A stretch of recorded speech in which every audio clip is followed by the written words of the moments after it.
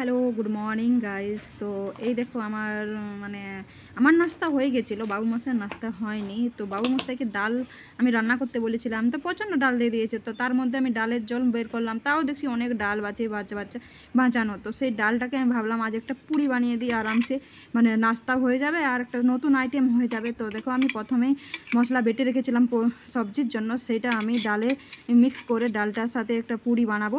তো দেখো আমি মানে ডালটা মানে কুকার থেকে এক সাইড করে নিয়ে, আর এই দেখো আমি ওটাতে আদা রসুন পেঁয়াজ দিয়ে এখানে একটা পুরি বানিয়ে দিলাম। তো সেইটা যদি আবার মানে ধনা চাটনির সাথে খাওয়া হয় তো খুবই টেস্টি। তো আমি ধনা চাটনি আগেই করে রেখেছিলাম, তো সেটার সাথেই সার্ভ করব আজকে।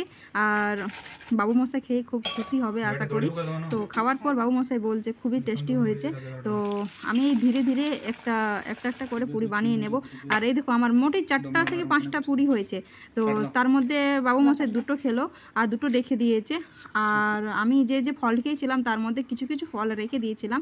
তো সেইটা হলো বাবু মশাইয়ের ব্রেকফাস্ট। তো কন্টিনিউ ভিডিওতে থাকো তোমরা।